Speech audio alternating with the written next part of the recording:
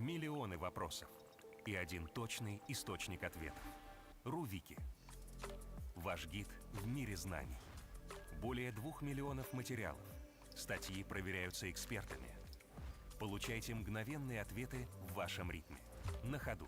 На языках народов России. Экономьте время, фокусируясь на главном. Пишите, создавайте. Получайте призы в сообществе авторов. Точная информация по вашим правилам. Электронный помощник на пути к высшим баллам. Знания в каждом прикосновении. Мы развиваем мир свободных знаний. Современно, технологично, доступно, точно. РУ-Вики. Интернет-энциклопедия. Знаешь, где узнать.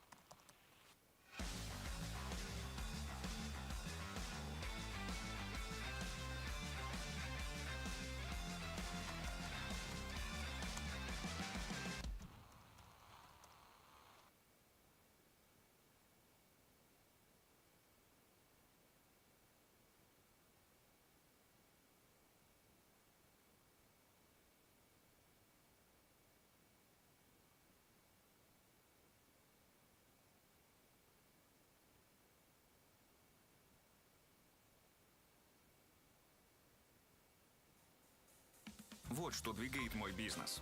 Открытие магазинов и диалог для обмена документами онлайн. Сезонные новинки и фокус для проверки поставщиков по актуальным данным. Команда мечты и толк для совместных встреч онлайн. Баланс во всем и экстерн для учета и отчетности. С сервисами «Контур» мой бизнес надежно экипирован и работает как надо. Экосистема «Контур». Экипируем на все случаи бизнеса.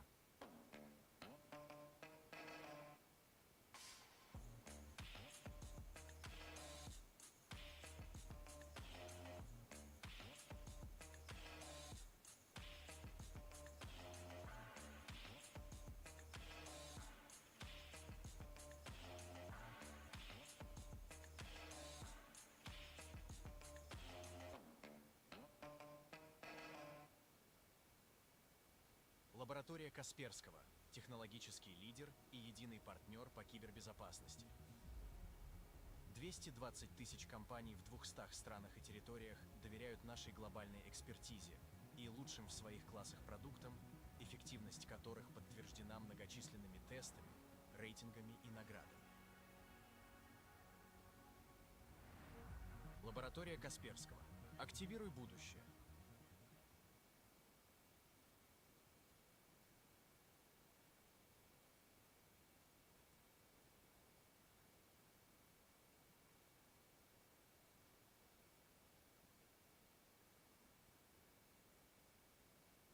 Redsoft – российский разработчик системного программного обеспечения для информационных инфраструктур любого масштаба. В линейке продуктов Red OS, Red Виртуализация,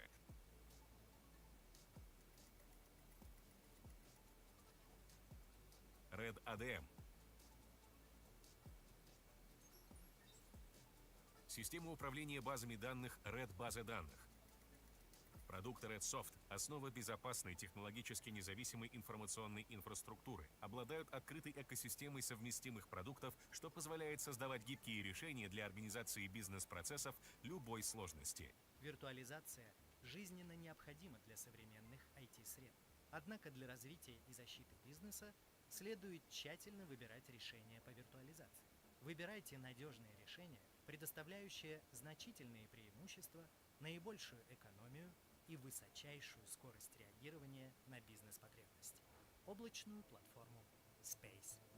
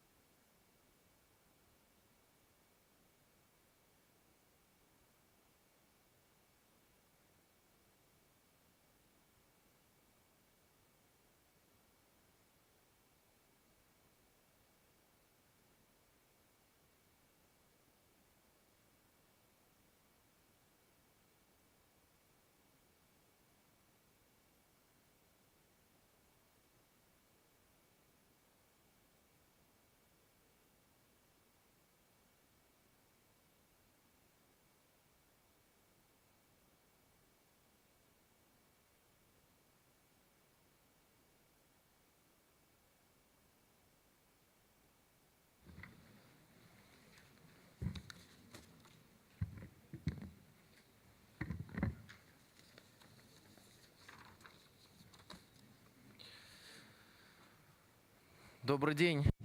Good morning, dear colleagues, dear participants of the forum. Appreciate to see all of you here in this section of international cooperation in IT. Сегодня мы Today, we are going to discuss the global strategies of opportunities to form strategic alliances and mechanisms of international partnership and perspectives of joint export and joint strengthening of the sovereignty between the countries, as well as we're going to review the opportunities for the accelerator programs and successful cases of cooperation and the development of the projects for youth. And we're going to cover on the topic as well, topic dedicated to training of personnel for international projects. I would like to introduce the panelists.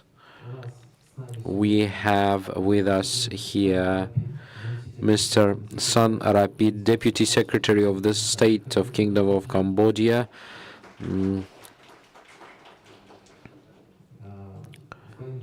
Mr. Joseph Zamvita, Ambassador Extraordinary and Plenipotentiary of Rwanda to the Russian Federation. Mr. Abdullah Bakir, Regional Director for the Middle East and Eurasia of Dubai Chamber of Commerce in the United Arab Emirates. Yeva Kazanskaya, CEO of Vanguard's Ventures. And Dr. Mugesh Shaukat, Managing Director and Executive Advisor of Islamic International Ratings Agency from Amman. Before we start, I would like to reiterate once again that this year we are hosting Kazan Digital Week for the 6th time, and the major steps as part of having a big international part here. We have 75 countries present here this year, and that is practically like 40% more than last year. Also, I would like to note that this year there are more official delegations than last year. Well, from 13 countries, and that is the minister from Serbia on the informational technologies, and also the delegation of the Ministry of Informational Technology of Qatar is arriving today. We have guests from Rwanda, Cambodian visitors from India and many other countries, and it's really great. What else can I say? Also, the issues related to international cooperation, they are very important. But the way we see it, there is a huge potential that we have, and that is why loads of activities were organized during the Kazan Digital Week and during this section as well. For the first time within the Kazan Digital Week this year, we launched international program of development of startups. It's called IT Park Global. Thanks to that, 160 startups, the projects, they were from 29 countries of the globe, and 20 of them arrived to Kazan, to Tatarstan, and they are present here in the Pavilion 3 at the exhibition here downstairs. So that is a big opportunity for these projects together with joint company with other companies to develop the solutions and to enter the markets. I believe that was the initial idea. How useful these programs are and how we can make them even more useful. And I would like to give the floor now and say that we observe today the formation of new architecture of the international cooperation, considering geopolitics as well. Partners change, approaches and speed of project creation are getting changed. So within this discussion, we can put an accent to the conditions of establishment of international technological alliances and the perspectives of technological companies, of our countries and our partner countries. I would like to give the floor now to Mr. Sanrapit. Cambodia is one of the developing countries of the Southeast Asia. Please tell us what are the areas of cooperation in the IT sphere you believe as being the most perspective for the partnership, including the cooperation with Russian companies, and what are the mechanisms that can strengthen such cooperation?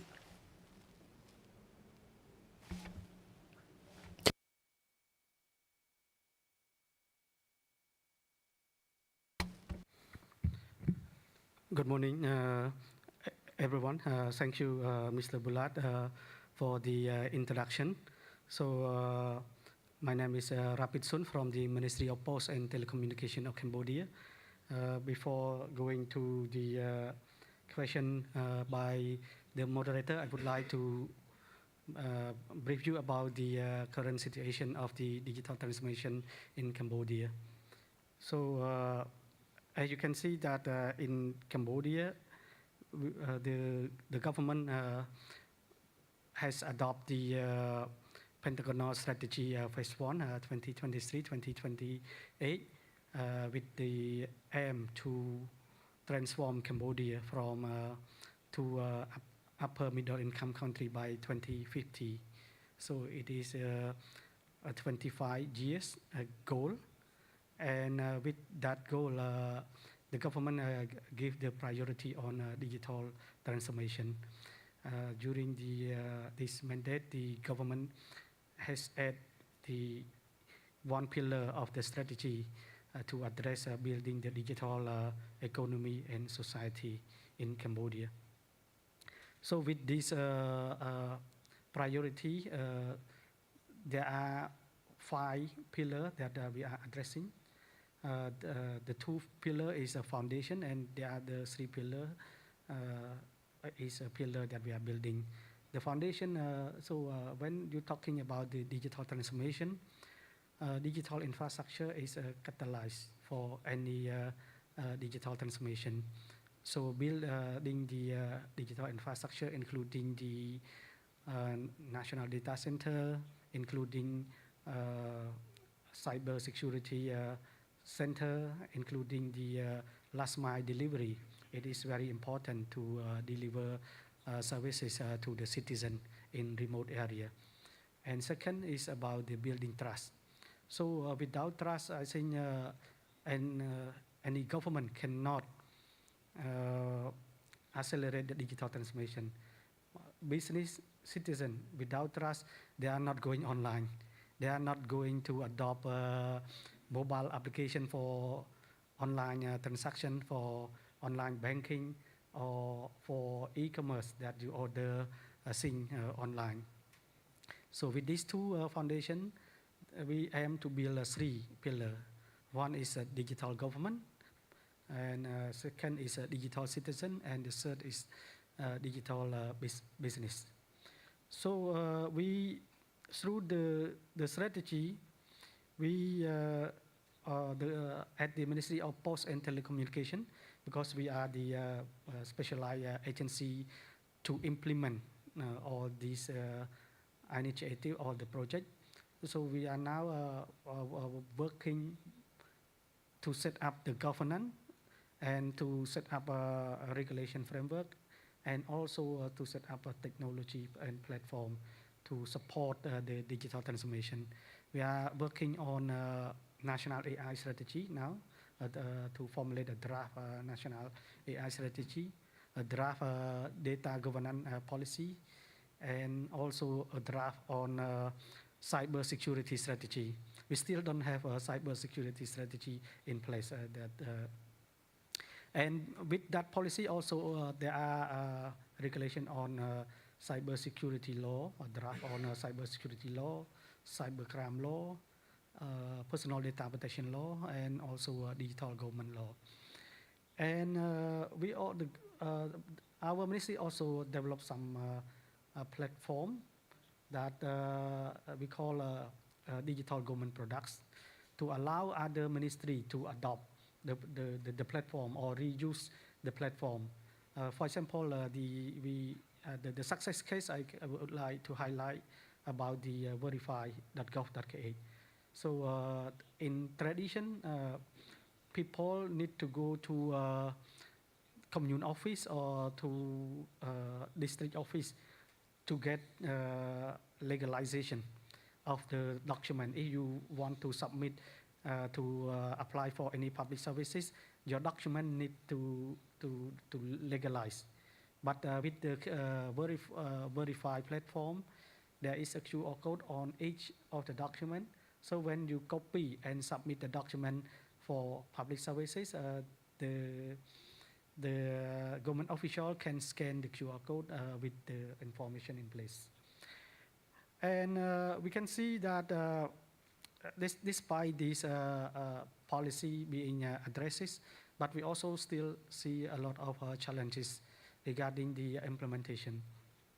So you can say that digital transformation is a journey. It is not a one-time leapfrog, one-time implementation. It is a journey that all the government that implemented facing. So we're lacking of human resources, skill in the digital transformation. We lack of resources, budget, and also we lack of best practices. So we see, and we would like to foster international cooperation to address these challenges, because with the collaboration, so then we can learn best practices from other countries that they do the digital transformation.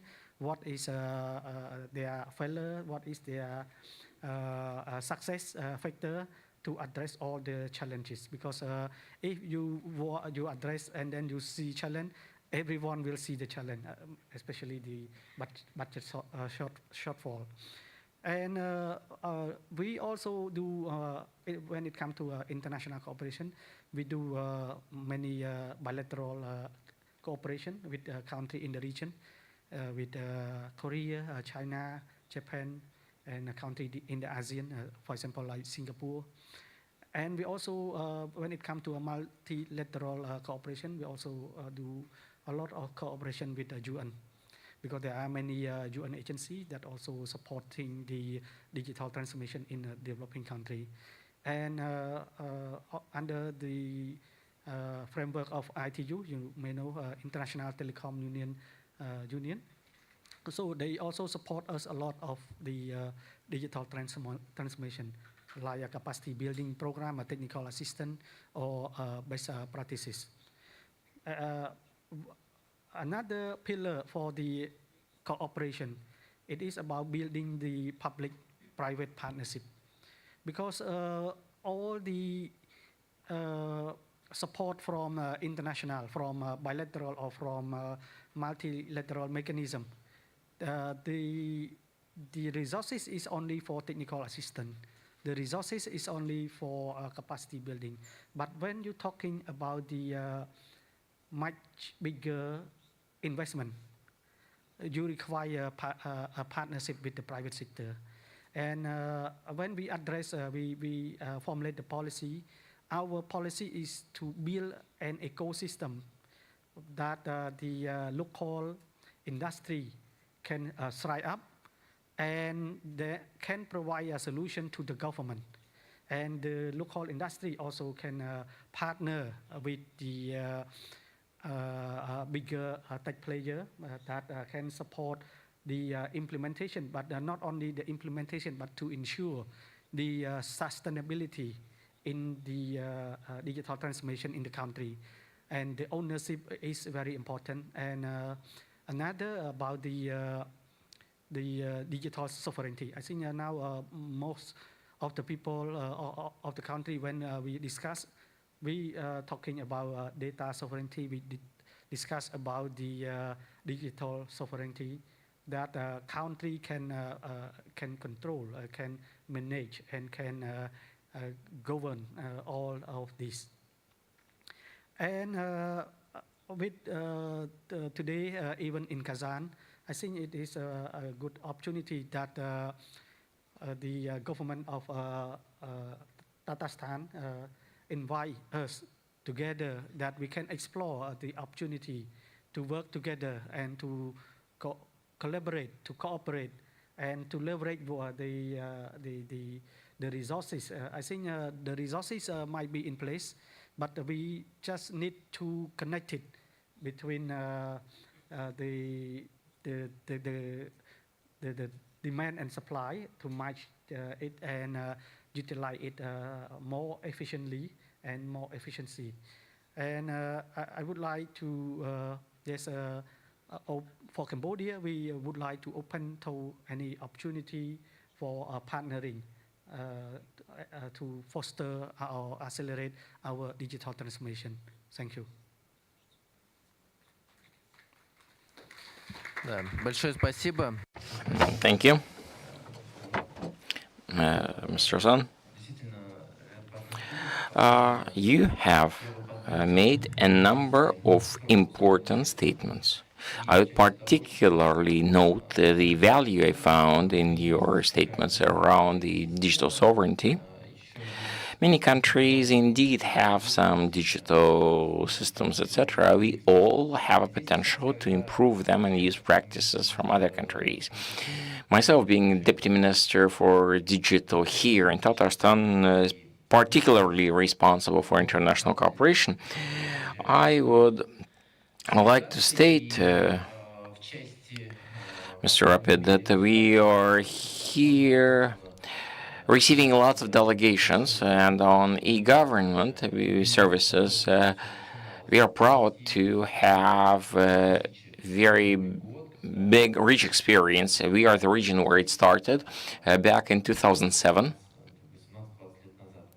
18 years to be precise, when you are beginning to offer e-government and state services. Of course, over these years, we have developed certain experience, but I was actually taking you to another thing. And whenever we are cooperating internationally to other countries, we understand that it's not, the important thing is not selling solutions. It's the important thing is to be developing local teams, companies, etc., that are capable of interiorizing the experience that is being shared with them, so that they can there support the state services, whatever locally, etc. That's the first thing. And the second thing, and colleagues, I'm sure will be talking more about that later, on top of the transfer of experience, technology and technological experience, it's important to organize cooperation at the level of smaller businesses, so that you could later grow, see the growth of new solutions thanks to companies that are either developing things in cooperation. Today's the advantage of IT is that you don't have to move, you don't have to be physically together, but you can be staying in touch online with startups from whatever countries. And the third thing, I guess the reason why I'm speaking about this so much, Tatarstan has an established experience of working internationally, in particular the head of the region of Tatarstan is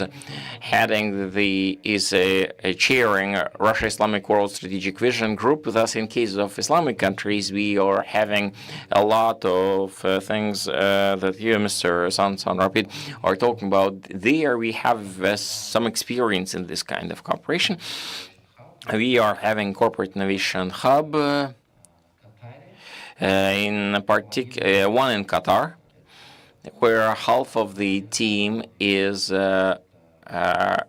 from Qatar, and that is under the state of the government of Qatar, and half of that team is coming from Tatarstan, and we are organizing their solutions for the local Qatari needs, for the needs of both the government and public services, as well as various aspects of industry.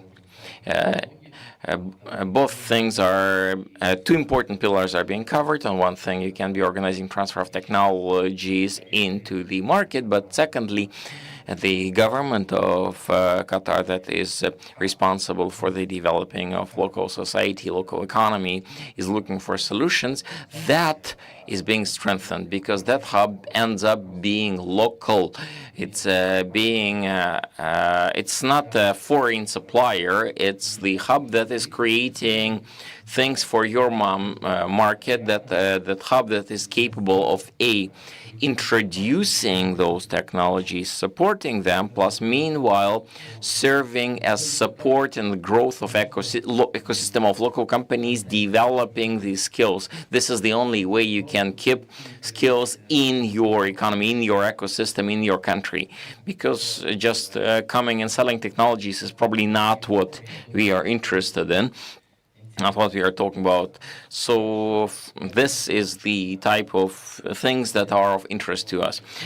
May I continue now? And I would like to bridge to, if I may, to UAE, Mr. Abdullah Bakr, I'd like to have you speak. United Arab Emirates lately has become an important hub for various IT companies, startups, companies big and small. Thus, we would kindly ask you to speak about the opportunities there in Emirates to support such projects of jumping internationally, and what are the advantages this gives to the digital sovereignty of your country and how it helps you to develop the cooperation. Thank you. Please go ahead. Your Excellency, thank you very much. First, good morning and salam alaikum. Before I start, I would like to congratulate on behalf of the UAE to our dear friend to our country, Mr. President Rostam Minikhanov, on his victory last week, becoming the President and Rais of Tatarstan, which is a great news, and this is a continuous relationship for us to build and to develop more bonds between the two countries. As we all know, our leaders are very good friends and brothers, and it is the time for us now to develop this relationship to the next level. My name is Abdullah Bakr. I'm representing Dubai Chambers. Dubai Chambers 3 years ago has been restructured to 3 chambers. The Dubai Chamber, which is the traditional chamber where serves the local businessmen, traders, advocacy, export license, and the chamber, Dubai International Chamber, where we are operating under that. It's part of the initiative of Sheikh Hamdan bin Mohammed bin Rashid Al Maktoum, the Crown Prince of Dubai, where he launched 33 initiatives to the public. And the most important, the first of its kind in the world, Dubai has decided to have an independent chamber where it serves the digital sector, and it's called Dubai Chamber of Digital Economy. And that's specifically focusing on the digital sector to support, develop, educate, and to raise the economy to the next level between now to 2030. Your Excellencies, distinguished guests, ladies and gentlemen, thank you for coming today, and thank you for inviting us to this lovely region where we felt the warmth of welcoming as usual, starting from the beginning of we land in the airports. And I want to extend my thanks also to the Tatarstan Chambers with our colleagues and for their great support as usual to make sure we land and everything is comfortable as much as they can. So as you mentioned, Your Excellency, I agree on the few points that you mentioned earlier, that today we are not here to exchange opportunities to sell products or to sell technology to each other. Absolutely, I agree with you, because today the transitions that's happening in the world is not about what or how or why, it's all together. I mean, if we look at us, I mean, Dubai chambers, I mean, the global commerce, we represent the global commerce of innovations in the Middle East. Just as Kazan and Russia were rapidly advancing, centric digital transformation in Eurasia. What unites us today, being here, we see our colleagues and our friends from Asia, from Africa, from other parts of the world, where we come and have this kind of open dialogues to understand what's happening in the world and where we can grab these opportunities for the best of us and work as partners always. I want to just comment on what you have mentioned, Your Excellency, and within 3 pillars, I mean, which I believe today it's important based on our experience in the digital sector. And we have seen how Dubai has developed within the last 20 years. Everything became digitalized, paperless. We as Dubai Chamber, we are considered a green building. We have no papers, no printers, nothing. That's where we started, and we are fully operating under that mindset. The 3 pillars I would like to mention is basically resilience, number 1, scalability, to scale up technologies, and talent exchange. So resilience basically is integrating the digital infrastructure, where diversity and risk, strength, security, in this basically world, the complex cyber attacks and cyber threats that we have today, where we have these kind of panels to basically focus and identify those challenges. Because those challenges are not only built or made to serve Dubai only.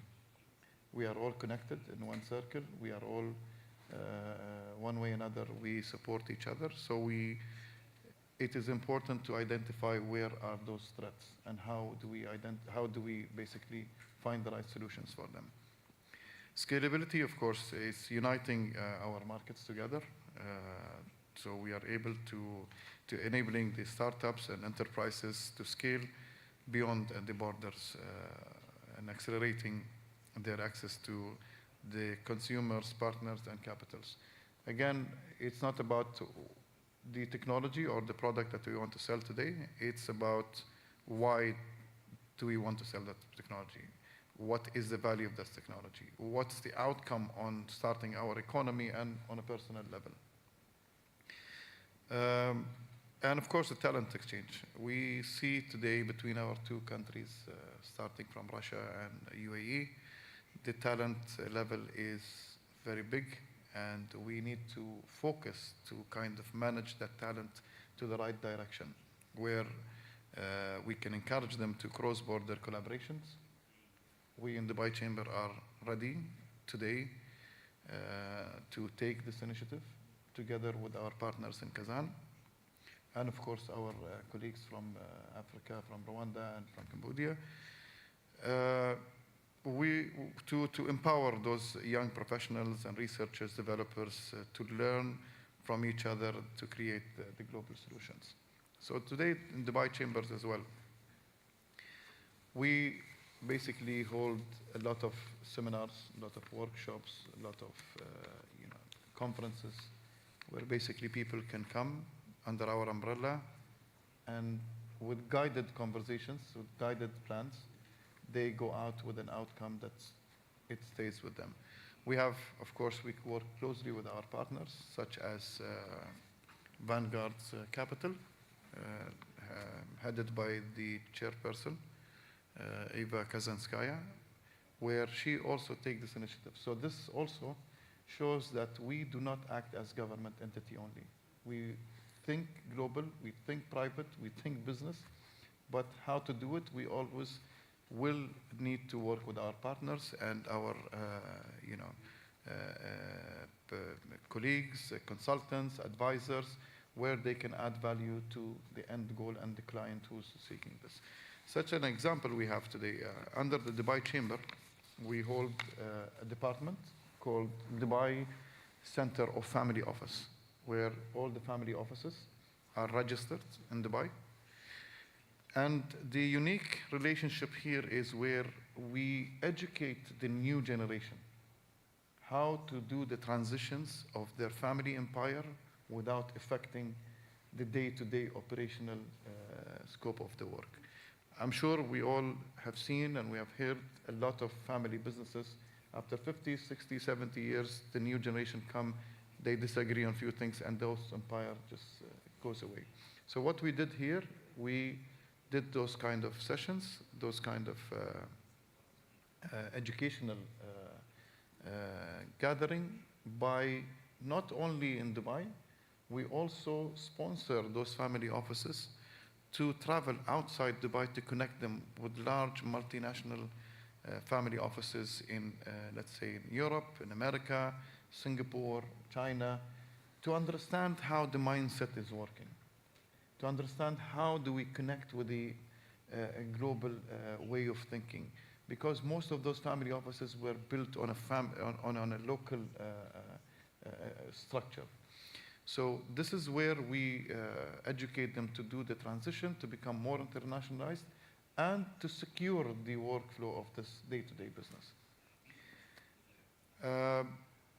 I don't want to take more time from you, Your Excellency. I know it's a busy day for everyone, but we are, again, committed with our relationship. We are committed with our promises. And I see every year, since 2023, it was my first visit, my colleague Elvira from Tatarstan Chambers, she took me on a very nice tour over here. But today I saw the growth. I am touching the growth and I'm seeing the growth.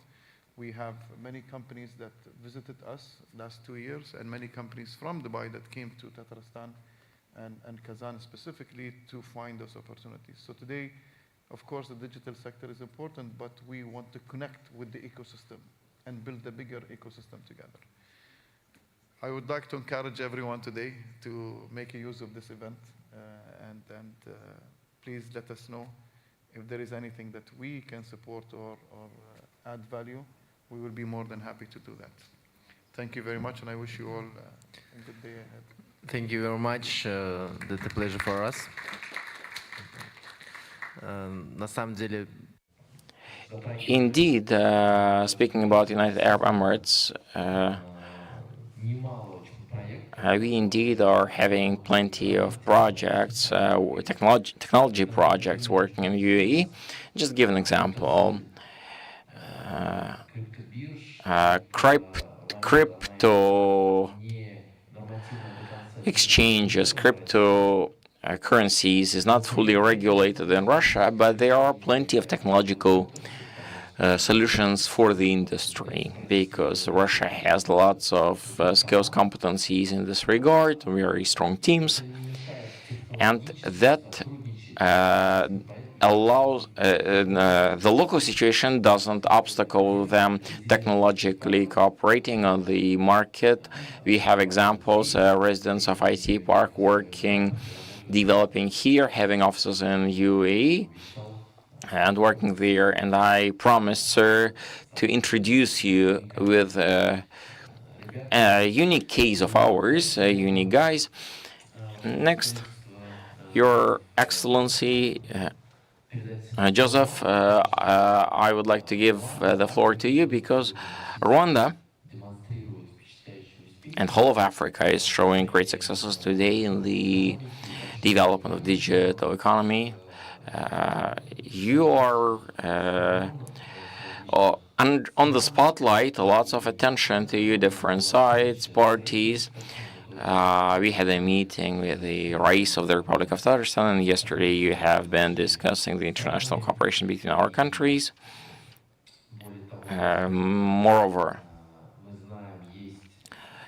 as we know, Rwanda has the so-called your Kigali Innovation City project,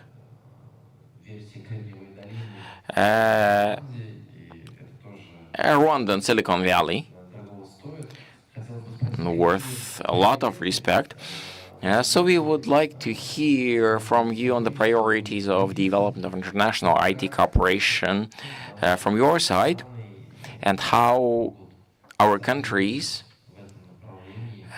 can cooperate in this regard. Or maybe, could you please speak about what's still missing?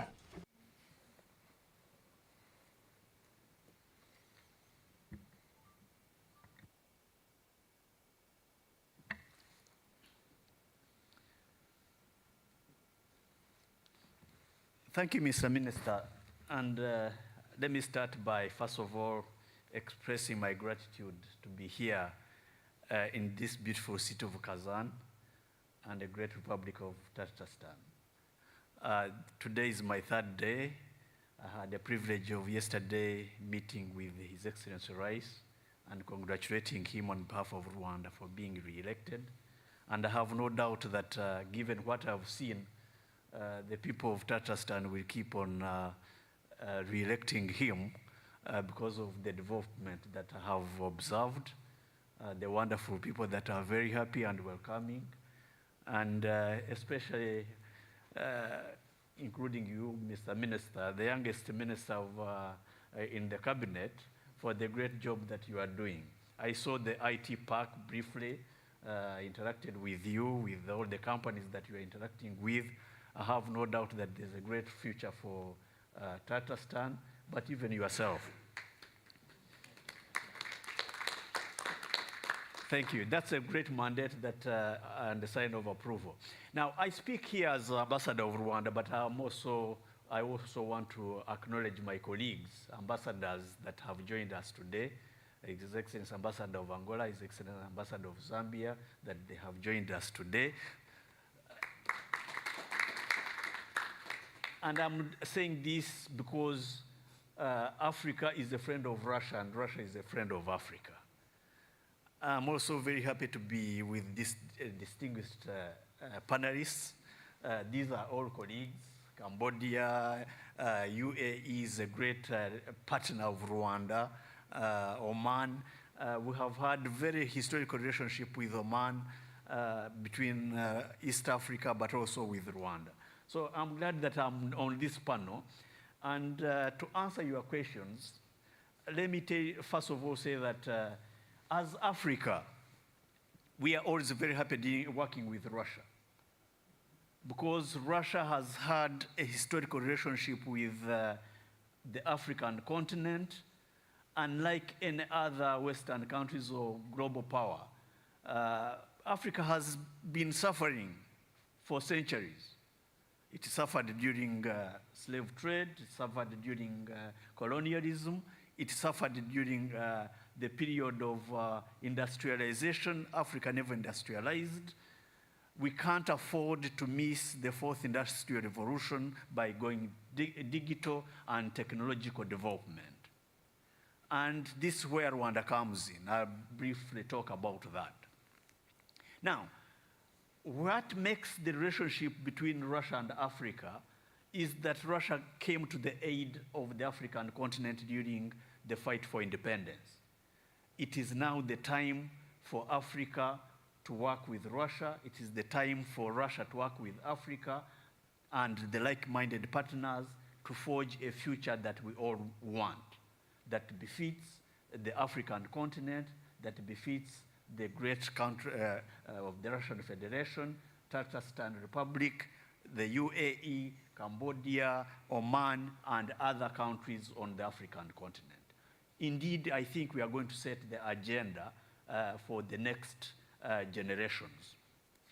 Now, Rwanda, to be able to understand where we are, I would like you to give me at least 2 minutes to give you the background about Rwanda. I've just given shortly the background about Africa. Rwanda is a country that has a history of over 1,000 years. When I toured the city last night after I separated with you, I saw the different developments and the letter M on the highways and the bridges that signifies 1,220 years of the existence of Kazan. 1,020 years. Rwanda is almost as equal as Kazan and Tatarstan, 1,000 years. What does that mean? It means that we are a people. We are not just a geographical entity. We are a people. And Rwanda is reflective of what is on the African continent. The African continent, a diverse continent of different empires and civilizations that have contributed to the development of this world. If you look at the civilizations in the southern part of Africa, in the north, in the Horn, in North Africa, in West Africa, this has contributed to the civilization and development of the world that we have today, including of recent, when you are talking about industrialization in the Western world, it was only possible because either of slave trade, we took the human labor from Africa and developed the Americas and Europe. You took the resources and you have these developed countries, and yet Mother Africa, that is responsible for everything, lags behind, and we think that it's just a laughing stock. Not at all. Actually, people should be grateful about Africa, and it should be the turn now to give back to Africa. But we know the real politics of the world. Nations are led by national interests, that's true, but it's not a humanitarian world.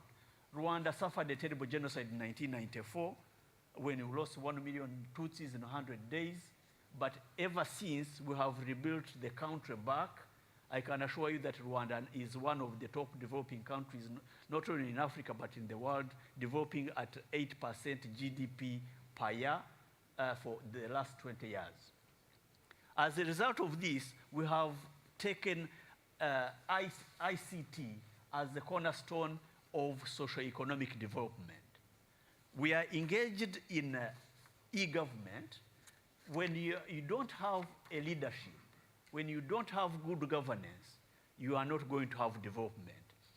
Where you have good leadership, take the example of Tatarstan and the development of Kazan, mainly you are going to attribute it to the good leadership that you have here. If you have the development in Russian Federation, you attribute it to the good leadership. If you go to the African continent where you see countries that are developing, you should be able to look at the leadership of those countries. The governance system whereby you govern for the interest of your countries and the interest of the people, definitely these countries are going to develop. But we also know that there are challenges, corruption, mismanagement. But with the use of ICT and technology, you undercut the bad aspects that come with human nature. So Rwanda has developed an ICT strategy whereby we are talking about Rwanda using digital transformation in the governance sector, in leadership. Rwanda now is able to provide 680 services online by government. So if you provide 680 services to the population, you cut red tape, bureaucratic red tape, you stop corruption because you don't have interface with people that are corrupt, and there is quick service delivery. And you are able to attract foreign direct investment because they know that the environment there is a legal regime, there is a regulatory regime, and there is no corruption. So you are able to register a foreign company within 6 hours. You fly from Kazan to Kigali. In 12 hours, you register your company and you are back. And I'm saying this because I have panelists here. Our colleagues from Dubai who have just opened, he told me he just opened an office in Kigali. It's not because of philanthropy, it's because of the investment regime that is there. So he can fly from Dubai to Kigali, do his business, and go back to Dubai just the following day. So this is what we have established in Kigali. 680 services are online. We are building a digital ID so that whatever you need, a citizen has everything on his identity card. You have a digital company, Irembo, that is now exporting the digital services, not only in Rwanda, but also on the African continent. But we're also leveraging on the opportunities that the continent of Africa has established. You have the African Union that has put up structures. You have one continental bloc of African Free Continental Trade Area of 1.2 billion people. So Africa is ready for business, and we have put up structures in place. And we are leveraging IT. Rwanda hosted AI Summit just recently, and we want to leverage artificial intelligence and digital solutions to be able to have Africa actually as one trade bloc that is going to help the development of the continent, but also working with the international community, the global world. Now, we have adopted AI, robotics, drones. Just early this month, on the 4th of this month, we hosted the Aviation Africa Summit in Kigali, where we launched the first unmanned aerial taxi in Kigali on the African continent, probably in the world. So Rwanda, Kigali is becoming an innovation hub, working in collaboration with international companies, corporations, to ensure that we are able to achieve new advancements in technology. So we were the first to use drones in the transport sector, whereby Zipline, an American company, we were able to transport blood to the rural areas. We are now going towards logistics. We are collaborating with this Chinese company in unmanned air transport. So we want to work with the Russian companies to be able to develop further in these areas. We cannot develop this without training the appropriate manpower. We have an ambition of training 1 million young Rwandans in coding, and we are investing in equipping over 500 Rwandans with ICT skills. We want to reach 100% digital literacy countrywide. It's a very serious, a big ambition, and we want to see Rwanda become a higher middle income by 2050, and we have a strategy in place. But all this can only be done when we also have collaboration, international collaboration, because the digital world is a new area. We need to build policies, we need to build regulatory frameworks, and we can only do that through collaboration. Mr. Minister, let me probably stop here for now, but to say that we are happy being here in Kazan, and we want to collaborate with each one of you here. Thank you so much.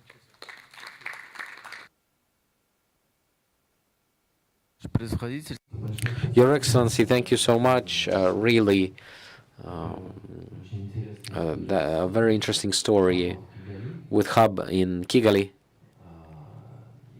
And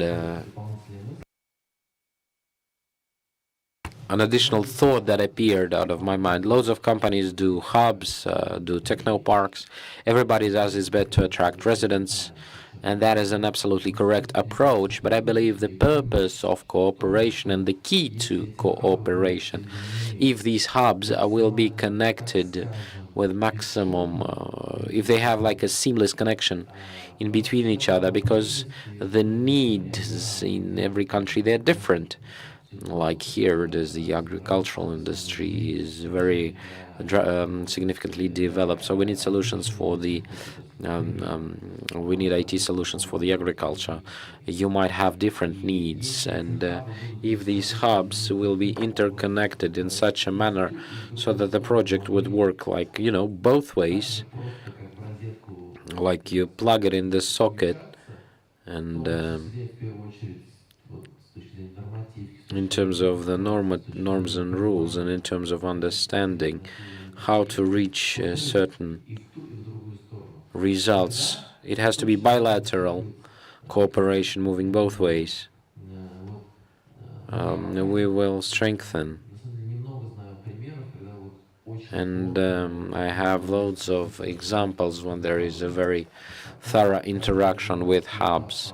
When everybody is developing its own hub, without any cross-section. There are attempts to cooperate, but I believe that the key to success lies within the visa-free mode for the IT projects between these hubs. Visa-free, I mean, in all meanings. And I would like to give the floor to you, Dr. Shaukat, because international Islamic cooperation is playing an important role in providing the development of investments, including startups, and based on Islamic principles. And I would like to hear, how do you see the topic here is about the IT companies, about the attraction of investment to the IT companies, and how this can be done better, and from the side of the Islamic cooperation as well, especially in fintech, that you are a great professional in. Thank you very much, Your Excellency. More than an excellency, you've turned into a brother of mine as well. I mean, we share a lot of common thought process, common agenda, and common goals. And it's an honor again to be with you, to see you, to meet you, and share the stage. It is a double honor again to be back to Kazan, back to this digital week. It's an awesome place, lovely country, lovely people. I totally echo the sentiments that all of us right now are carrying while we are in Kazan and enjoying the Kazan's beauty and hospitality. And Your Excellency, Belut, I mean, what wonderful work that you have done in putting up this Kazan Digital Week. I was, just yesterday in the exhibition. Boy, oh boy, I mean, Russia has a lot of tech savviness on offer to the rest of the world. This is amazing. We were listening to what, Dubai has on offer. I mean, Dubai, it's been there, done that. They are funky in their approach. I was flabbergasted by His Excellency's, views on Rwanda. I mean, I thought that spending time in Silicon Valley and doing a specialization in AI and fintech in MIT, I have advanced the world, but I didn't know that Rwanda is going this fast in digitization. This is amazing. And so is Cambodia. Cambodia, I think, one of the key features that I've just noted down in Cambodia, that they're trying to come up with a policy paper or a framework that is also going to address cybersecurity and certain legal and related elements on that. So I'm just trying to get my bearings right. The information download I all of a sudden had, and my mind is not as sharp as these beautiful folks that are sitting on my right. But guess what? Among the beauty that, for example, Dubai has on offer, the stuff that Cambodia is doing, Rwanda increasing its speeds in digitization and smartness. One of the things that amazed me last time I was here, and it's full credit to the Deputy Minister Bulat, I went to this IT park that they have. Oh man, I've been to IT parks in Dubai, I've been to IT parks in Singapore, Malaysia, I've been to, United States. Silicon Valley is, if anybody's been to Silicon Valley, you just go there, you just want to become Silicon Valley. But the newness, the youngness, the efficacy that Bulat, the Kazan IT park had, I instantly realized that among the key footsteps towards cooperation or, sharing and moving together, especially when you're going for digitization and automation, one of the things is that you must tell the world what you have, because if I don't know what you have, I will not be able to cooperate with you. I will not be able to either learn from you or share my own experience with you or combine and consult and advise stuff. So my last visit to this IT park that Kazan has, all of a sudden that hit the codes where I started to cooperate IT park of Kazan to the rest of the world, Oman being the premier example. What we are doing right now as a result of the visit and as the result of what IT park I saw, and it's very state of the art, it also caters not only the business folks and business as usual stuff in the IT sector, but essentially caters the people who are elderly as well as children. That's the unique feature that impressed me. So talking about cooperation, this is how it cooperates. Now, since I know this, I'm able to sell it out in terms of allowing other countries to come and know and learn from what Kazan has to offer so that Kazan can cooperate its tech savviness to the rest of the world, Oman being for one example. What over the few months since we started this thing, and this is an example of how cooperation could be done and is done, because now I know it, is the fact that now hopefully we are in November going to have the race and the whole delegation, Bulat included, to come to Oman to start discussing with the government of Oman on implementing what Kazan, for example, has on offer on the tech side, on the digitization side. So this is one prime example of letting people cooperate in what I call in this new automated, this is called automation of civilizations, digitization of civilization. Your folks call it, Industrial 4.0. Right now, even some people are calling it Industrial 5.0. But this is classic scenario where the world has already moved over the last 10, 15 years formally to what is now a digitization of civilizations. And hence, the game has to be upped. We have to up our games to make sure, you see, the thing with digitization is it shrinks the whole world even more. The world, as we knew, was called a global village. Now it's fast becoming a global hut. The world has shrunk so much that connectivity is the new name of cooperation. The connectivity is so fast, it is the new way of cooperating so fast. I think, for at least Islamic finance or for Muslim countries, this should be a little easier. Why? Because there is a philosophical similarity. There are other kind of similarity as well. There are so many sectors that Muslim countries can cooperate through the use and reliance on digitization, investments being another one. I know, I right now, sit on a $2 billion fund that I manage, and it's a first ever Islamic fund from Europe that is now trying to gain traction in GCC and Russia, and I'm handling that. That $2 billion fund, believe it or not, guys, at least 30% of the chunk of that $2 billion fund is essentially going to go for fintech IT cooperation, where we are going to bring GCC and Russian territory together to not only share experience, but to invest in boosting up entrepreneurs and SMEs that essentially use technology and digitization to serve not only the financial sector, but halal economy, food security, and other similar sections included. So to me, bottom line is, and what I've always felt, and especially from the Muslim countries' point of view, or essentially Islamic financial point of view, or digital Islamic financial point of view, one thing that I've felt over the years that I've experienced, we are not that good at branding ourselves. Had I not been to that IT park, I didn't know that thing existed. Had I not frequently visited Russia, I didn't know what Russia has on offer. I don't even know what, for example, Bahrain has to offer. Bahrain, for example, where I also work from, has a lovely, approach to IT and digitization. So I think the best way to cooperate is to brand ourselves, to let other countries and other folks know what we have so that the synergy options can be created very much. If we are not doing that, for example, what we have right now, the Digital Week, is a classic piece of how to brand yourself, where all folks, like all of us, gather together and know at least what Tatarstan or Russia has on offer.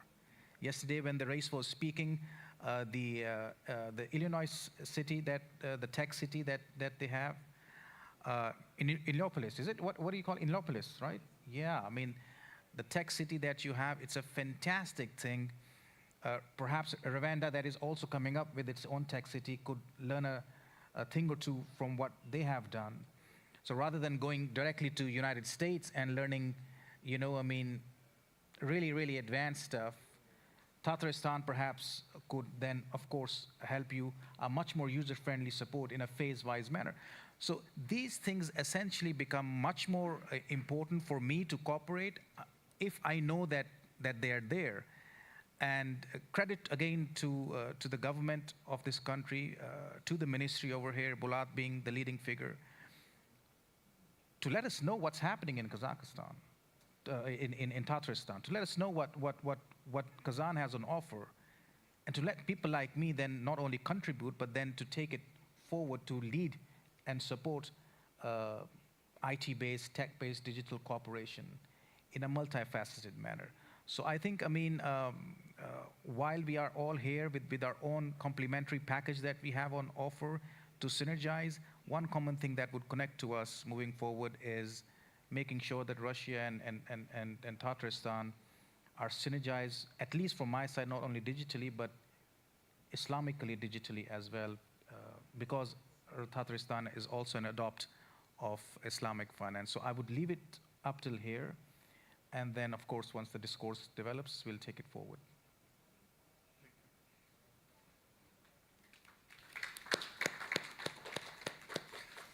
Большое спасибо.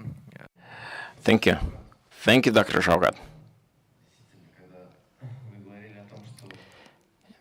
Listening to you speaking, that we are often not aware of things, and people and our projects are not well represented. Other people are not aware about the experience of our countries and possibilities, etc.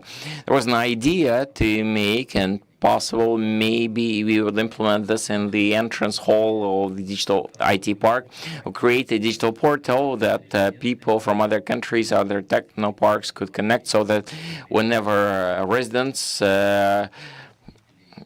as well as tenants are coming, could at the same time see the visitors of IT park, visitors in technoparks of other partner countries, such a video bridge at least. We could make this happen. Why not? There are plenty of delegations. Just for your information, 690 delegations came to IT park last year. And they didn't know about IT Park of the Republic before that. So this additional level of awareness could be an important thing to support the development of this cooperation. Well, going forward, once again, today we have touched on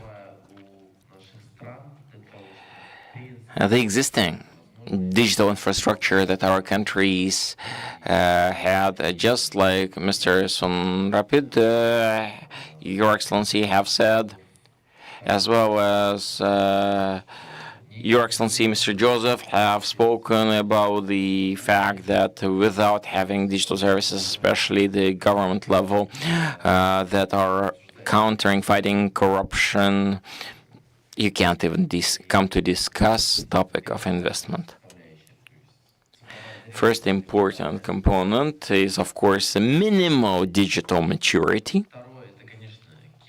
Secondly, cybersecurity was mentioned today.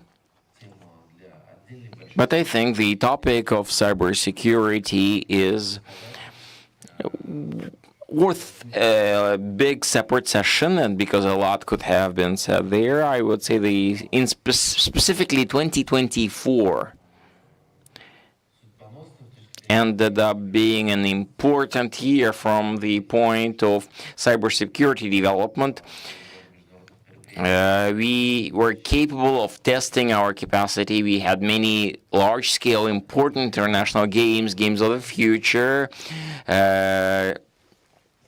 BRICS Games, and most importantly, BRICS Summit, because where the number and the level of cyber attacks was just unprecedented. For you just to understand a few figures and information, we were receiving 100 million requests a second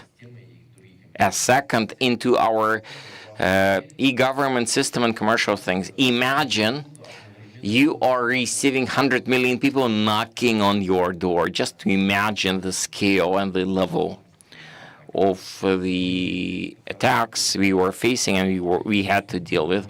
But thanks to technological partnership of a number of large companies, we managed to build the architecture and none of the systems went down. Speaking about cybersecurity systems.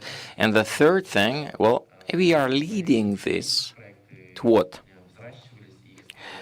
To make sure that we are keeping the environment that is helping us to see the growth of youngest new projects. It's a very important. The development of AI is important, etc. Because there are large companies that are, of course, implementing projects as part of their strategies. But the experimental things, innovative things, frankly, usually are being implemented by smaller technological companies that are cooperating with larger corporations and industries.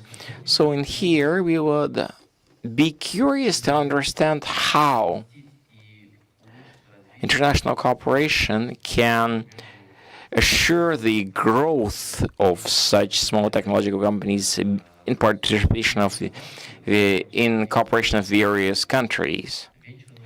And I would pitch that question to Eva Kazanskaya, an expert in development of IT projects, Director General of a venture fund herself. Eva, if possible, could you please speak about your experience practice? Because by the time, before it gets to the investment stage, what you are looking at, what's necessary, maybe you could share some cases that you can share with. When projects start working, serving various countries, what is the priority?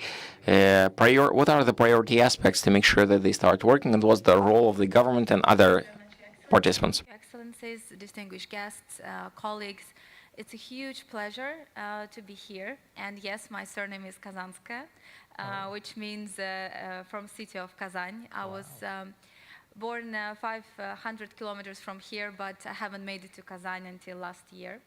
So, which only means that the connectivity and the impact that we all do together is growing from year to year. I've been based in GCC for the past 10 years, and I'm incredibly honored to share the stage with my colleagues from Dubai Chambers and share the impact that we bring here to the region. So what I would like to highlight, what we're all talking about here, it's the tech diplomacy.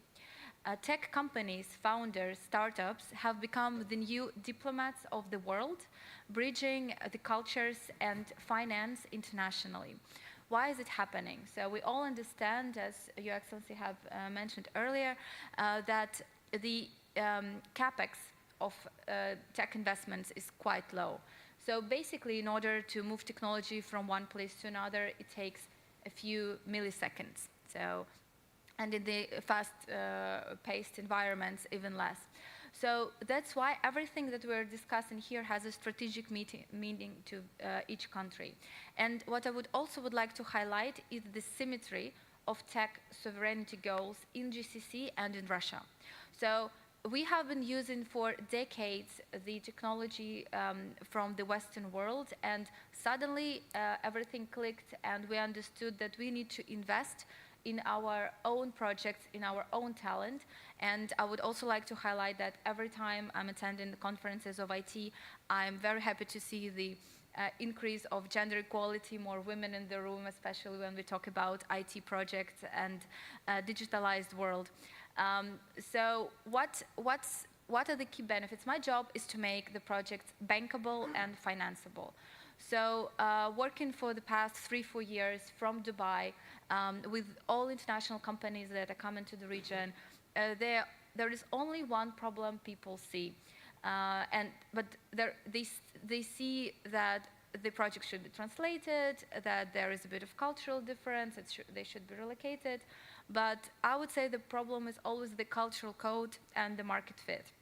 And there are founders of the tech companies who can go to any place in the world, replicate their project, and be successful. But those are less than 0.1%.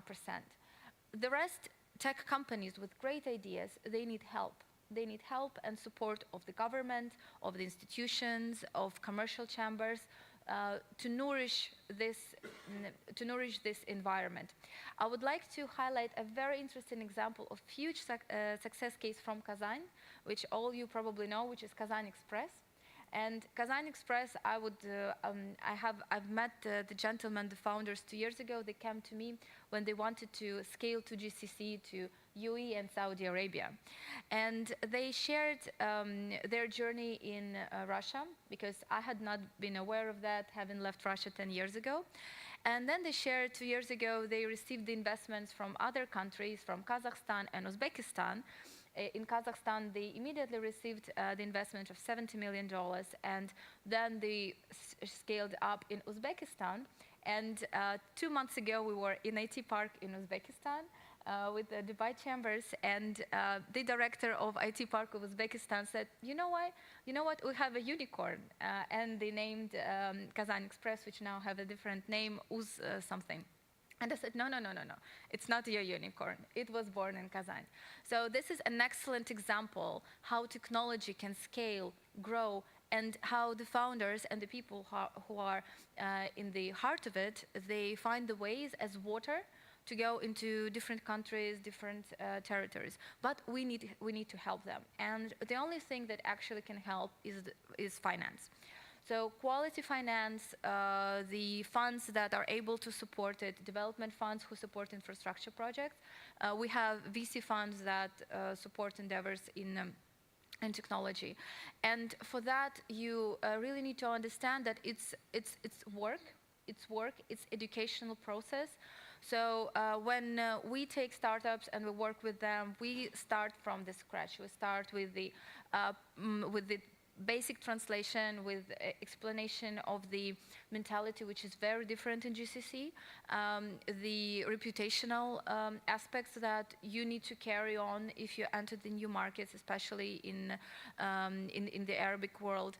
We also educate about how the product should be adjusted to the market fit, because this is the most important thing that not many people understand. And platforms like Kazan Digital Week play instrumental role for all the startups to see their peers.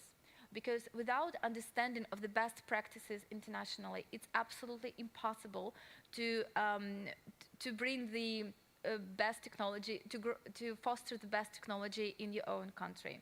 And this is why I also want to thank and give huge endorsement to Kazan Digital Week being as this platform and for cooperation and international exchange, because as I said, tech diplomacy is one of the highest levels of diplomacy.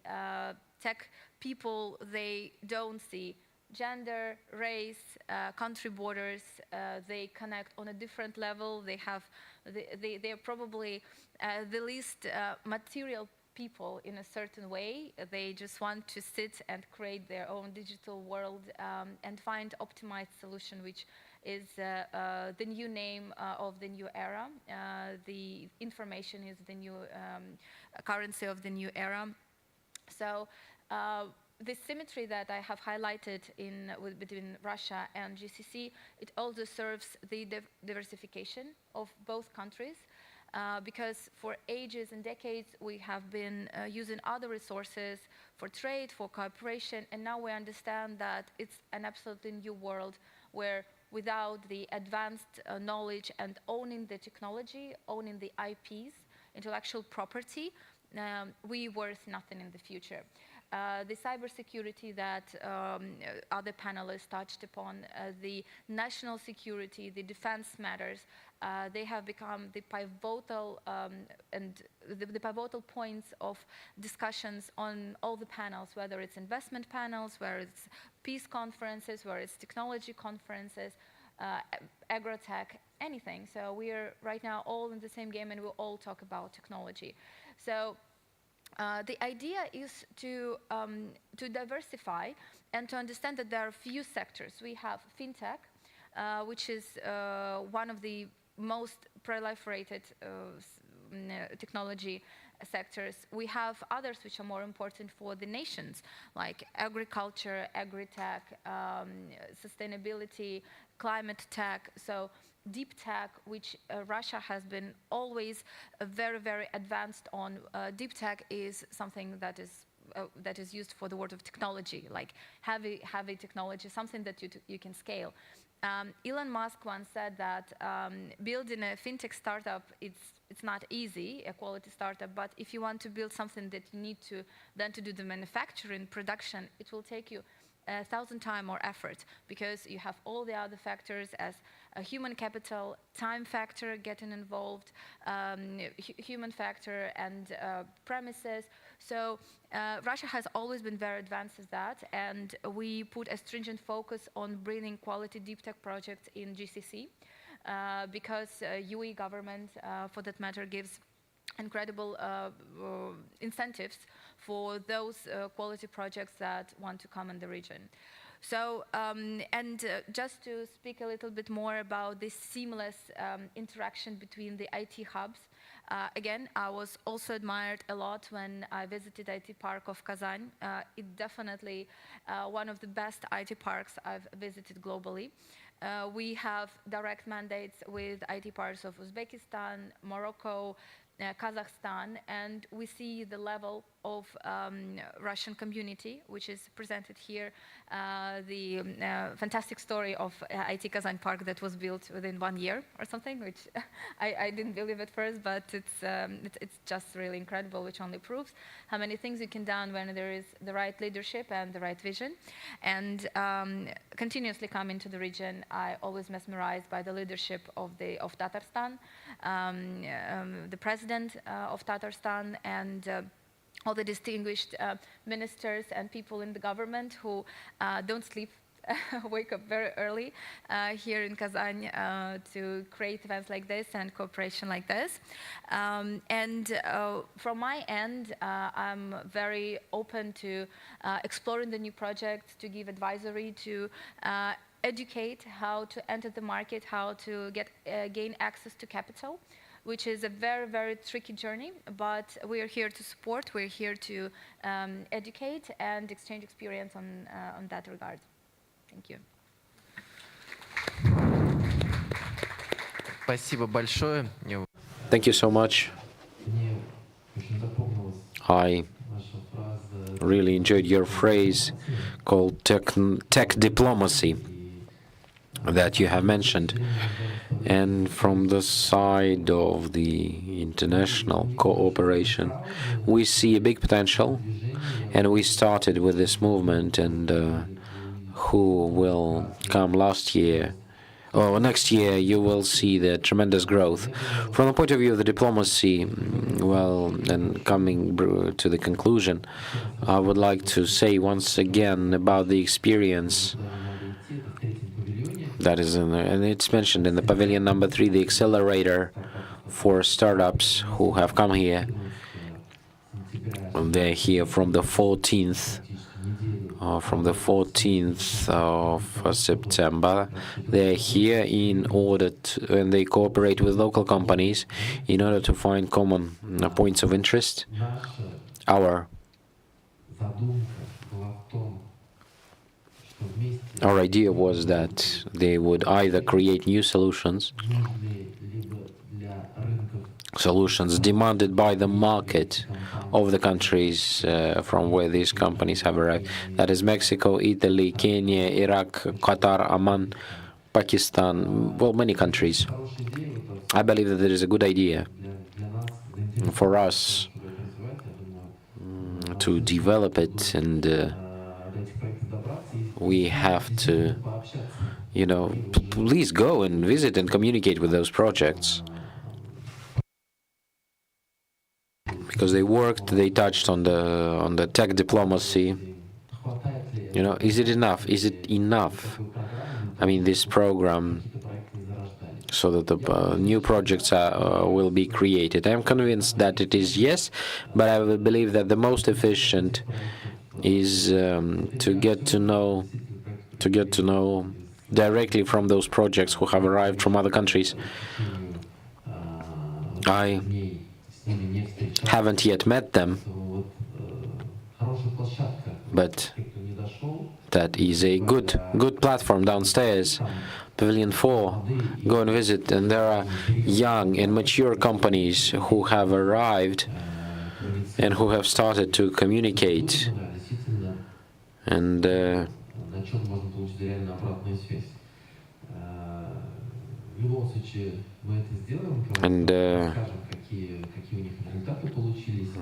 fact that we have good results that they have achieved.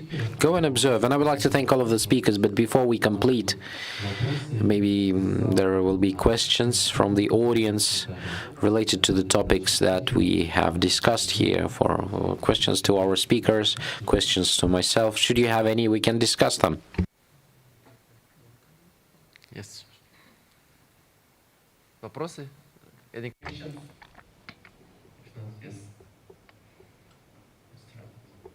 Yes, follow up the discussion from our panelists. I see in the area of IT park, that because currently in Cambodia we are now working on the master plan to build the IT park. So this area of collaboration between IT park in Kazan, in Rwanda, in Kigali, or in other country that can form a collaboration on this. And another last, Cambodia will host the Digital Government Forum in December this year, early the first week this year. And I would like to invite Excellency from Tatarstan and also the colleague from other country, from Dubai Chamber of Commerce, and all the company that can visit and join our expo in December in Cambodia. Thank you.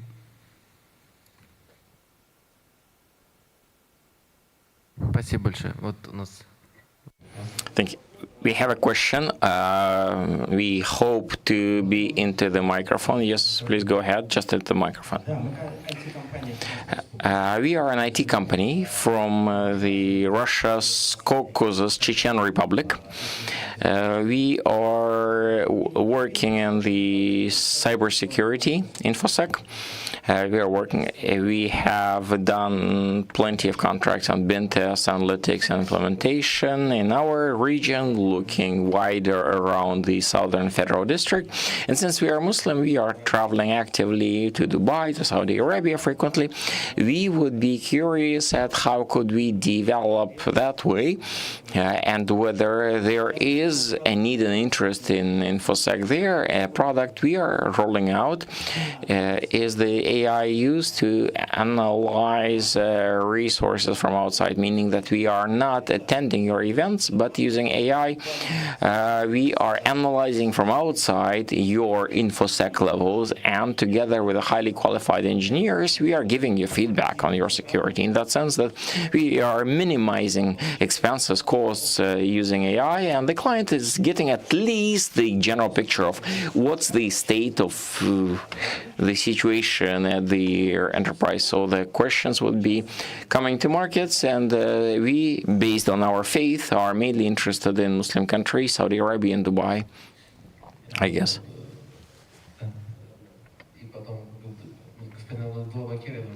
I feel Mr.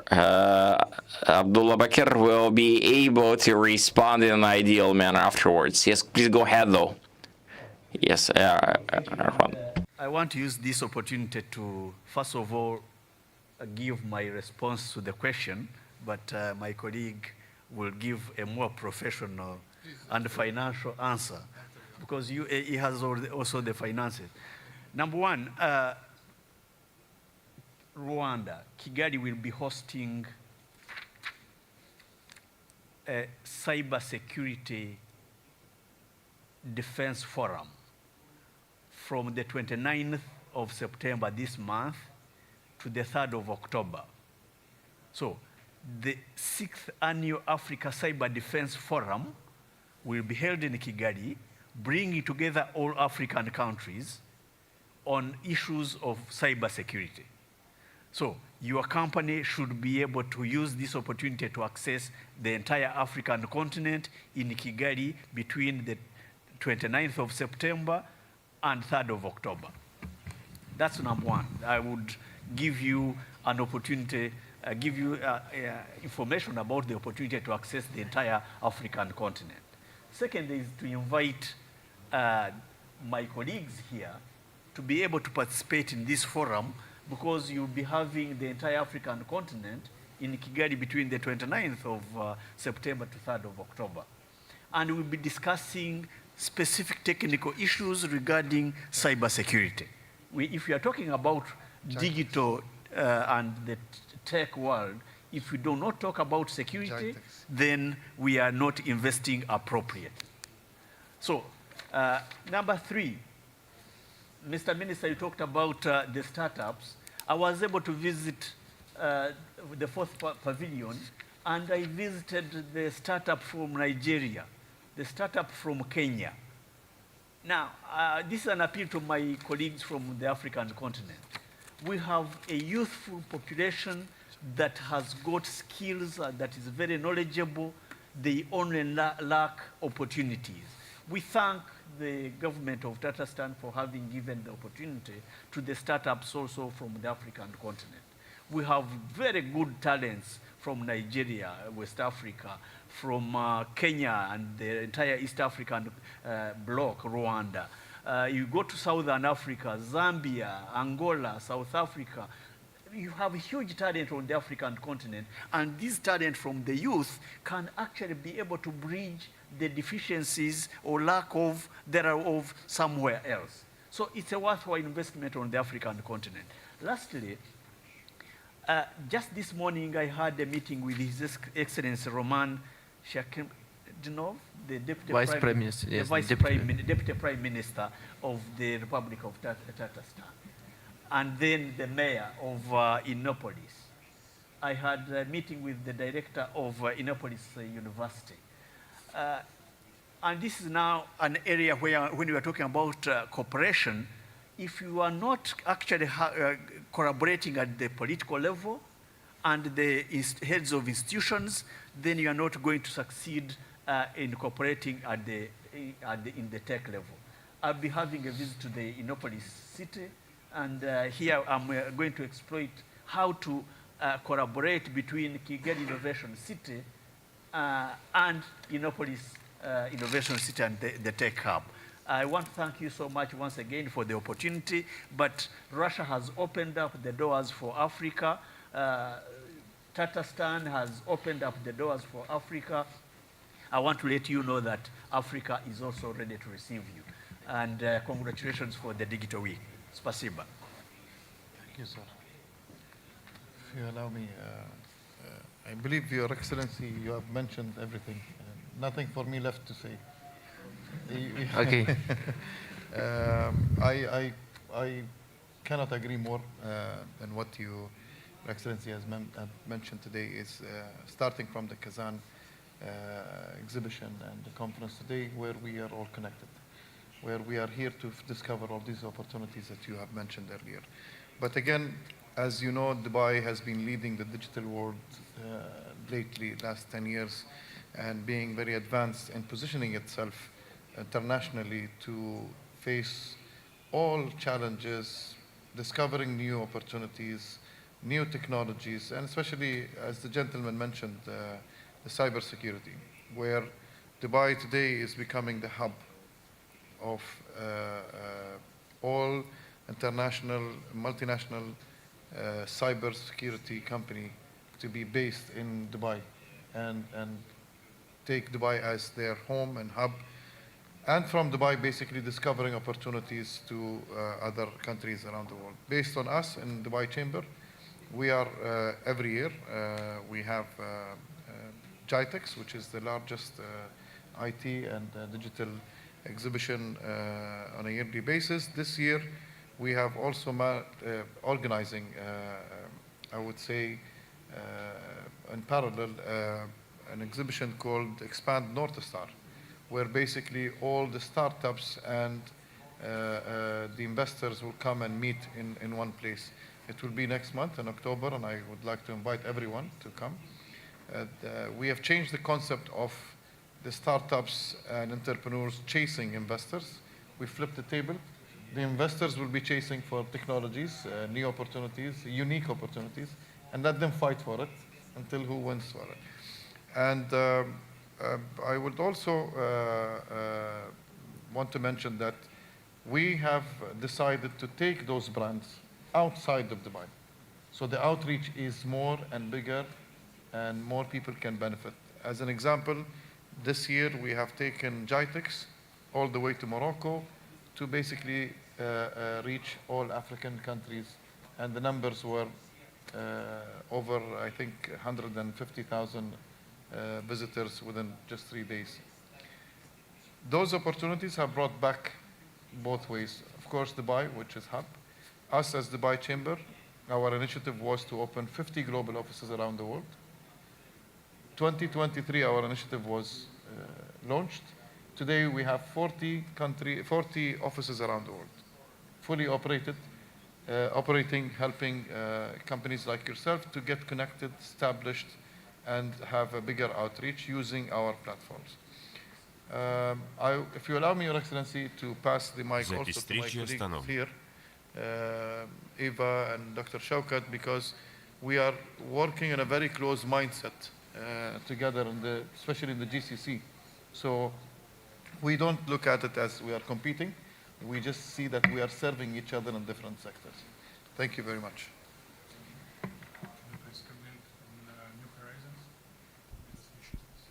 Yes, sorry. So I thank you, Evgeny.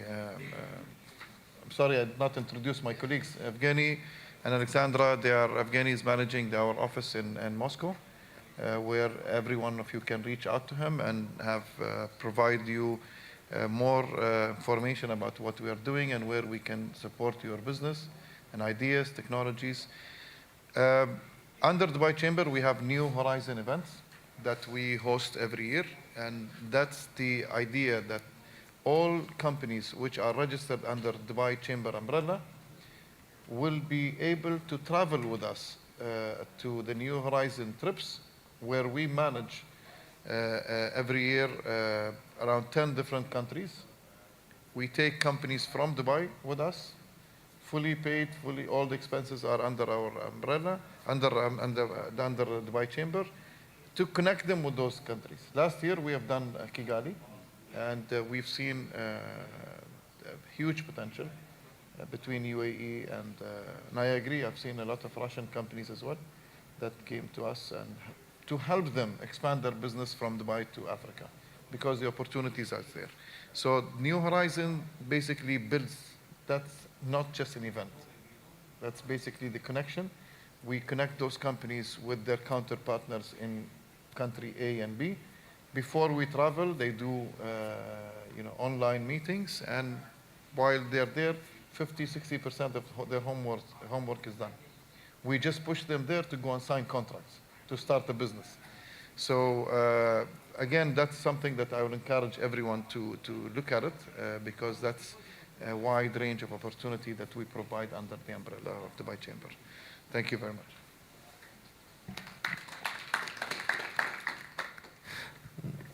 Коллеги все сказали, на самом деле. I feel colleagues have said everything. I would just compliment in the conclusion of our session. IT solutions, including InfoSec, CyberSec solutions, are all very much export-oriented. But this route It's not easy. Shouldn't be having any illusions. Companies going to other markets, just not easy. That's the reason why we are coming all here together. Technoparks, institutional players, and states are together. They can help companies to support in such path.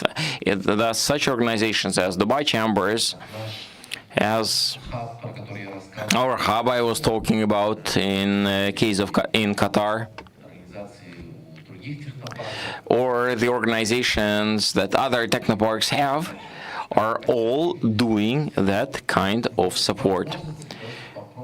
These are giving opportunities, helping you to go through that path, but you do need to have certain degree of international maturity. And you have to have a team to be able to come into that international market. Because from our experience, even when the state supports, even in large companies, the level of international maturity of the team is not enough. But at the same time, you won't get it if you won't start taking first steps and trying to make them happen. And that is like a chicken and egg issue. But still, there are already plenty of opportunities to be going to international market for international cooperation. GITEX, other forums, everything is done that is done at Kigali. Your forum for cybersecurity.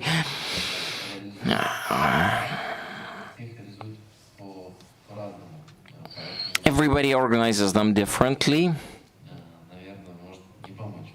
And everyone, all the businesses are doing things differently. Thus, the state alone might not be enough state support. If I may, I'd like to share a joke, something that came to my mind.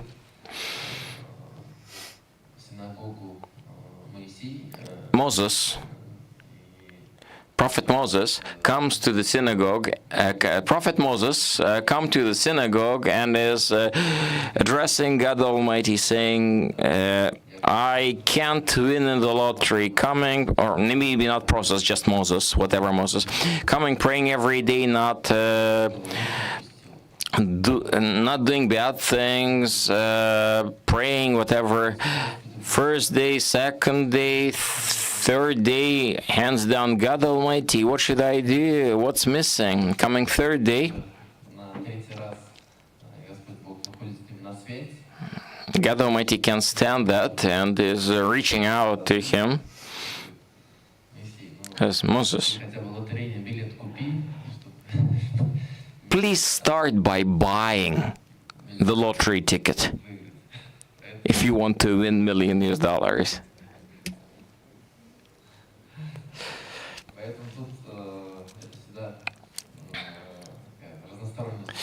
I tried to illustrate that there are many components to the success.